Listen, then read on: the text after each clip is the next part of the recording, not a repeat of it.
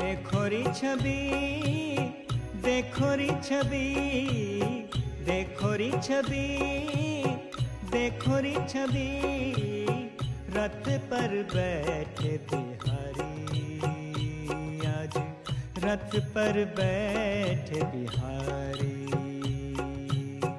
देखो री छवि, देखो री छवि, देखो री छवि, देखो री छवि, रथ पर बैठे बिहारी, आज रथ पर बैठे बिहारी। श्री घनश्याम माधुरी मूरत त्रिभुवन आनंदकारी, श्री घनश्याम माधुरी मूरत त्रिभुवन आनंदकारी, त्रिभुवन आनंदकारी, त्रिभुवन आनंदकारी। देखो आज रथ पर बैठे बिहारी, आज रथ पर बैठे बिहारी, रथ पर बैठे बिहारी, आज रथ पर बैठे बिहारी। आ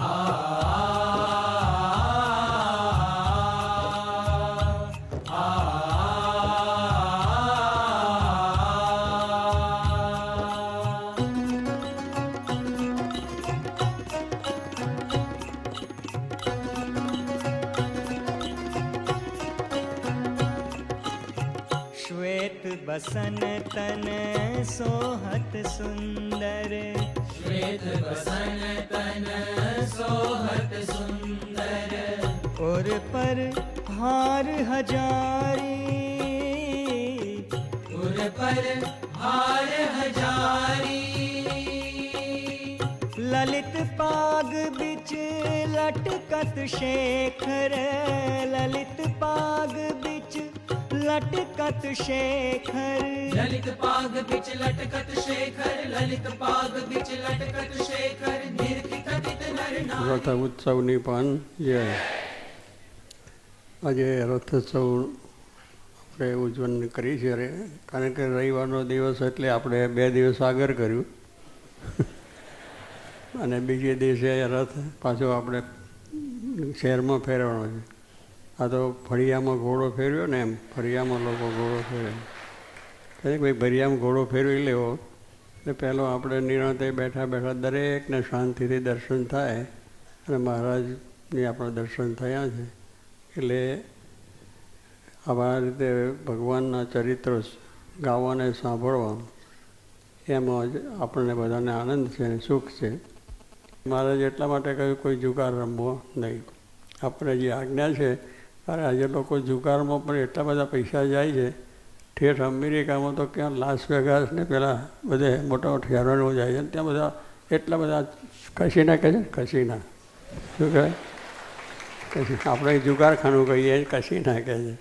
અને પછી ત્યાં લંડનમાં બિંગો, એને બિંગો કહે છે જુગારખાનું, અને એ બધા ચાલે છે દેશોની અંદર તો બહુ જબરજસ્ત. અહીંયા આવે તો પેસી ગયું છે આપણે ચાલે છે.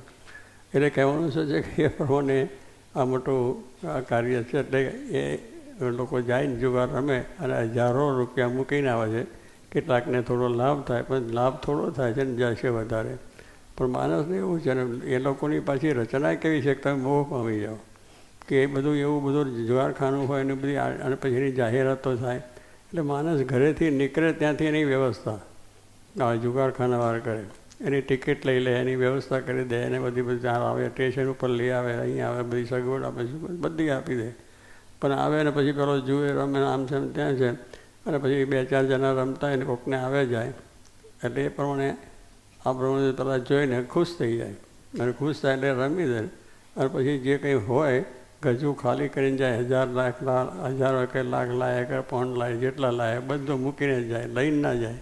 કારણ કે એની અંદર આ રીતે જાય. એ લોકોની રમત એવી છે કે આ રીતે એને રમતા રમતા થઈએ. પણ આપણે જાણીએ કે આપણે કરોડપતિ થઈને આવશું, પણ પછી શું કરોડપતિને બદલે રોડપતિ થઈ જવાય.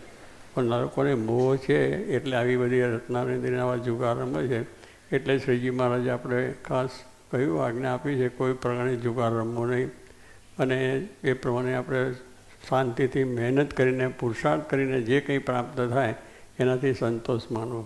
બાકી તો આ બધું આવી રીતે આ થાય છે એના બધું તો આપણા ગ્રંથોમાં મહાભારતમાં આખું આવા પ્રસંગો છે કે આવા મોટા હતા તો પણ જુગાર રમ્યા તો જુગારની અંદર આખું રાજ ગયું, કેટલું લડવું પડ્યું. બધી યુદ્ધની વાત કરી કે એમને 11 અક્ષરસેના પેલા પાંડવોની 18 અક્ષરોની હતી, બધા કચ્ચરગાન થઈ ગયો.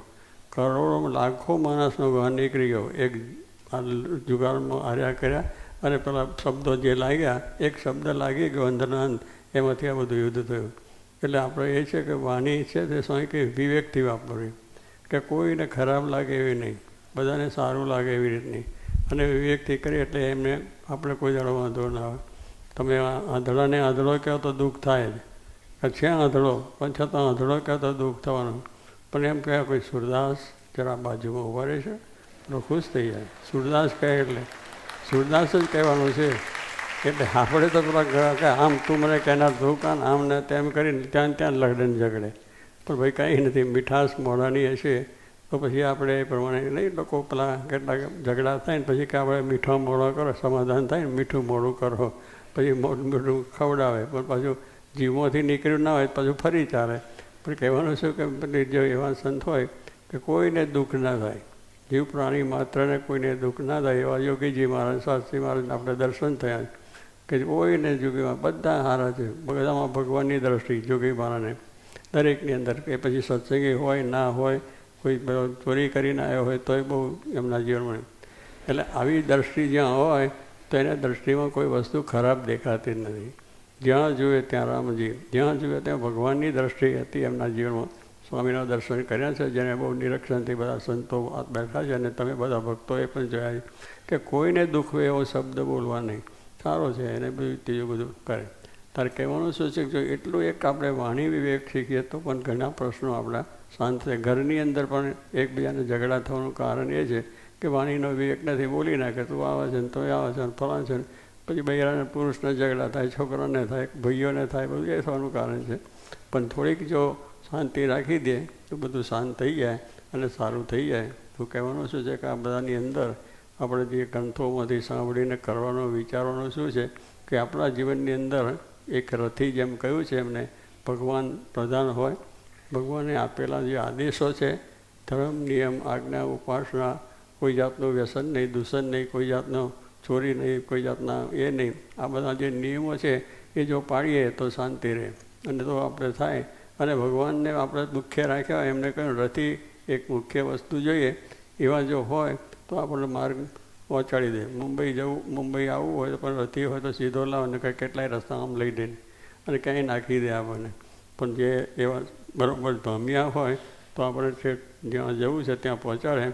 એમ સ્વામી કે જેવા ભમ્યા ભગવાનને સંત છે અને એ સંત અને ભગવાનનો આશરો જો દૃઢ આપણને બરાબર હોય તો પછી કંઈક વાંધો આવે ને. વિશ્વાસ જોઈએ, આપણે આત્માના કલ્યાણ માટે આવ્યા છે તો આત્માનું કલ્યાણ જે રીતે થાય અને તે પણ જેવા સાચા પુરુષ મળે તો જ આપણને સારો માર્ગ બતાવે છે. અને માર્ગે જો ચાલીએ તો સર્વ પ્રકારે સુખ ને સુખ અને શાંતિને શાંતિ છે. પણ કદાચ વિશ્વાસ આવે નહીં, કારણ કે બધી વસ્તુ છે પણ વિશ્વાસ ના હોય. બધું સાચું બધું બરું હોય પણ માણસને જ્યાં સુધી વિશ્વાસ ના આવે ત્યાં સુધી પણ અશાંતિ બધી રહે છે. એટલે શ્રદ્ધા અને ભગવાનમાં વિશ્વાસ, ભગવાનમાં શ્રદ્ધા અને એમના વચન આપણે ચીરધાર પાડીએ તો બધું સારું થઈ જાય છે. તો આ પ્રમાણે આ ઉત્સવનો આપણે આજે થોડો નાનો ઘરની અંદર ઘોડો ફેરવીને કર્યું છે, પણ એ દિવ્યતા, એ આનંદ એ આપણે ભક્ત છે તે આપણને આવ્યો કે ભાઈ ભલે આ તો બધું આમ છે પણ છતાં આ ભગવાનની વાત, ભગવાનનો સંબંધ કોનો છે એ તો ગમે તે હોય પણ ભગવાનનો સંબંધ આવે તો જાણવું કે એમાં દિવ્યતા છે એટલે એનો આનંદ આવે છે. એટલે ભગવાનના ચરિત્રો, ભગવાનના આવા ઉત્સવો એ આપણે કરીએ અને જોઈએ તો એના થાય છે. મહારાજે પણ ખૂબ ઉજવ્યા છે, શાસ્ત્રી મહારાજે, યોગીજી મહારાજે ઉજવેલા છે અને પરંપરાથી ચાલે જ છે. અને મહારાજે આ ઉત્સવો બધા કરાયા છે, પોતે જ કર્યા છે અને આવા ઉત્સવ ઉજવ્યા છે. શા માટે કાલ લોકોને ભક્તિભાવ વધે અને સારા માર્ગ ચાલે એ માટેનું છે. તો આપણે પણ આપણા જીવનની અંદર આ રીતે ભગવાનનો આશરો દર રાખીને, ભગવાનને વિશેષ દર નિષ્ઠા રાખીને અને એવા સાચા યોગીજી મહારાજા ગુરુનો આપણે આશરો છે, એમને આપણે આપણું બધું આપ્યું છે, એમની લગામ આપણે કાપી છે. એ આપણે ઠેઠ અક્ષરધામમાં પહોંચાડીને સર્વ પ્રકારે સુખ્યા કરે છે એ જ પ્રાર્થના.